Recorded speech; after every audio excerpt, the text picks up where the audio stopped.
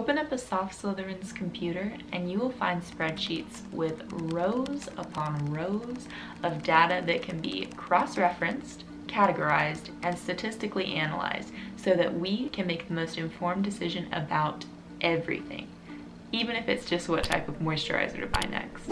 Talk to a soft Slytherin and you will find that we can be a bit overly sensitive. Everyone thinks that Slytherins don't care what other people think about us, but honestly, that's just because we're really good at hiding our emotions and we're very self-sufficient. We actually care a lot about the image that we present to the world. We're not that great at taking constructive criticism. To the very core, we are people pleasers. Work with a soft Slytherin and you'll find that we dream big. We're the type of people who go on to become doctors or CEOs or politicians.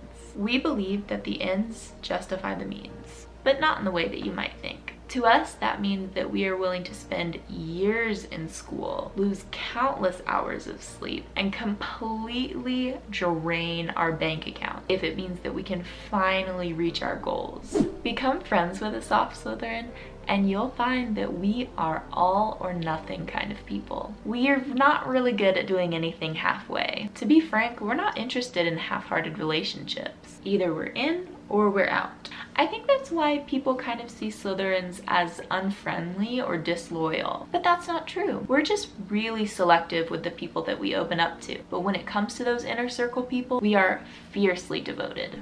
Now for some things that we are not. Soft Slytherins are not cold, unfeeling, evil, or inherently edgy. We may think in some untraditional frameworks sometimes, but that doesn't necessarily mean that we ride a motorcycle or that we want to overthrow the government. Slytherin's got a bad rap in the Harry Potter books.